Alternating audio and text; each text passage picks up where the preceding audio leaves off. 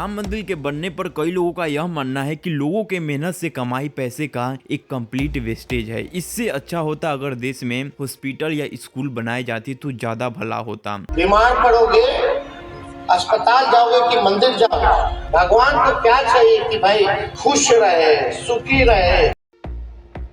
लेकिन क्या अगर मैं आपसे कहूं कि ऑफिशियल रिपोर्ट के हिसाब से राम मंदिर कुछ ही सालों में यूपी को 1 लाख करोड़ कमा कर देने वाला है, तो अब ये कैसे? इस मंदिर को बनाना हमारे पैसे की बर्बादी थी या फिर एक मास्टर स्ट्रेटेजी? आज हम राम मंदिर के इकोनॉमिक्स को थोड़ा डिटेल में डिस्कस करने वाले हैं और समझेंगे कि इसके पीछे माजरा क्या है। क्या अपोजिशन के दावे असल में सही है या फिर कहीं वो कोई बड़ी चीज मिस कर रहे हैं? तो इस वीडियो को अंत तक जरूर देखना। अब चलो डिटेल में डिस्कस करते हैं कि राम मंदिर एक सक्सेस है या फिर फेलियर। अयोध्या के डेवलपमेंट अथॉरिटी के हिसाब से प्राण प्रतिष्ठा के बाद से ही वहां के डेली फुटफॉल 3 से 5 लाख यानी कि 1 करोड़ से भी ज्यादा होगा। अब जाहिर सी बात है, जब लाखों में टूरिस्ट अयोध्या आएंगे तो कहीं न कहीं रुकेंगे ही। इसी नीड को फुलफिल करने के लिए अयोध्या की हॉस्पिटैलिटी इंडस्ट्री में एक मेजर बूम दिख रहा है। इंडिया टुडे के एक रिपोर्ट के हिसाब से अयोध्या में 20,000 लोगों को प्राण प्रतिष्ठा होने से पहले ही रोजगार मिल चुका है। इवन अयोध्या डेवलपमेंट अथॉरिटी बड़े स्मार्टली अयोध्या के लोगों को एंटरप्रेन्योर बना रही है। बेसिकली उन्होंने होली अयोध्या नाम से एक ऐप डेवलप किया है जिसके थ्रू टूरिस्ट वहां के लोकल्स के होम में रूम बुक कर सकते हैं। इसमें अब तक 500 फैमिली ने ऑलरेडी रजिस्टर भी कर लिया है, यानी कि अब तक 2200 होम स्टे अयोध्या रीजन में न्यूली डेवलप हो चुके हैं। और उसी रीजन में रूम का कॉस्ट क्या ही पीक पर जा चुका था। CNBC के रिपोर्ट के हिसाब से 19 दिसंबर को अयोध्या में सिर्फ एक रात का होटल कॉस्ट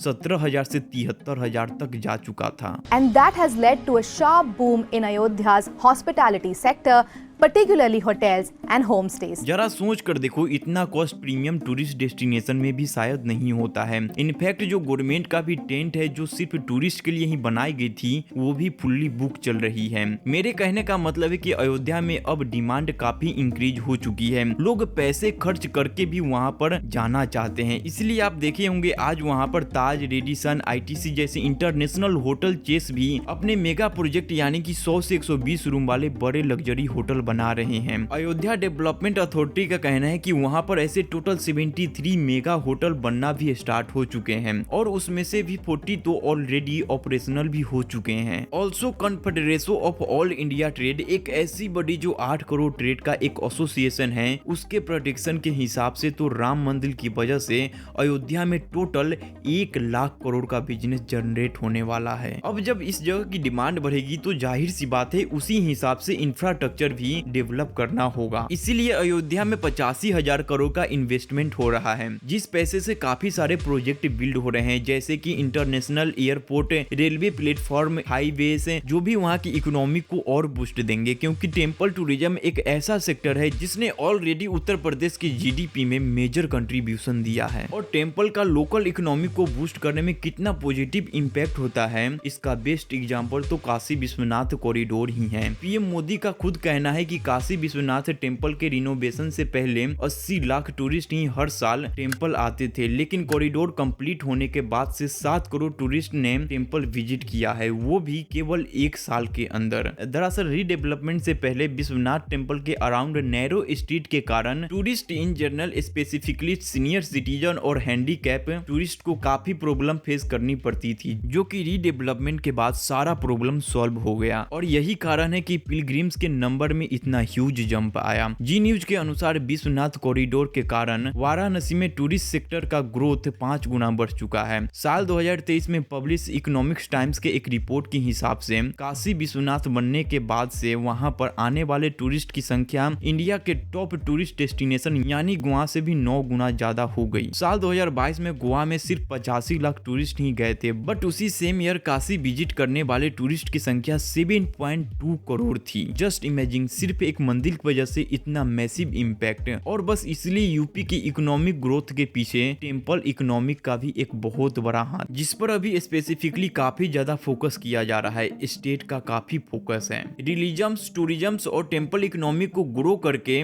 स्टेट के मल्टीपल इकोनॉमिक डेवलप करने पर, जिससे बाकी के सेक्टर इसकी टूरिज्म, मेडिकल, एजुकेशन, इंफ्रास्ट्रक्चर वगैरह का भी अपने आप ग्रोथ होगा। ओयो फाउंडर रितेश अग्रवाल ने हाल ही में रिवील किया कि आज गोवा और और नैनीताल से 80% ज्यादा लोग ओयो पर अयोध्या सर्च कर रहे हैं। उनका कहना है कि देश में रिचुअलिटी टूरिज्म की वजह से अगले 5 सालों में पूरा टूरिज्म इकोसिस्टम काफी ज्यादा ग्रो होने वाला है। इन्वेस्टमेंट प्रपोजल को यूपी गवर्नमेंट ने सिर्फ 5 सालों में इम्प्लीमेंट करवा दिया, यानी कि investment proposal on ground implement होने लग गए प्रैक्टिकली, जिससे स्टेट में करीब 4 लाख नए जॉब क्रिएट होंगे। सो हाई चांसेस है कि इसी से इन्वेस्टर्स को यूपी पे और ज्यादा कॉन्फिडेंस आया और उनके इन्वेस्टमेंट और भी ज्यादा इंक्रीज होने लग गए। और मेरे हिसाब से तो इसमें एक मेजर रोल यूपी के स्टेट लीडरशिप का है। क्या आप जानते हो योगी आदित्यनाथ यूपी के इतिहास के पहले सीएम हैं जिन्हें जनता 2 टर्म्स के लिए इलेक्ट किया और उनके पॉलिसीज को भी अप्रूव किया है। Stability always leads to prosperity. इस पर आपकी क्या राय है नीचे कमेंट में शेयर करना। और आप उन लोगों को क्या कहना चाहेंगे जो राम मंदिर के जगह पे स्कूल और हॉस्पिटल बनाने की बात कर रहे हैं। अगेन आपकी जो भी राय है नीचे कमेंट में मेरे साथ शेयर करना। और गाइस टूरिस्ट डेस्टिनेशन की बात आती है तो हमारे पीएम मोदी अभी एक कंट्रोवर्सी से बाहर आए हैं। यस,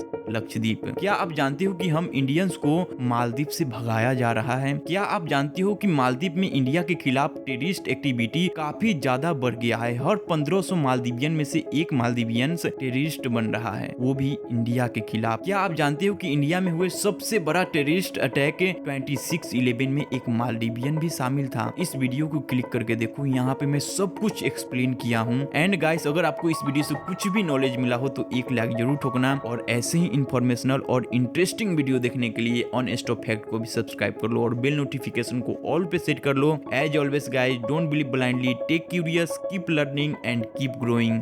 जय हिंद।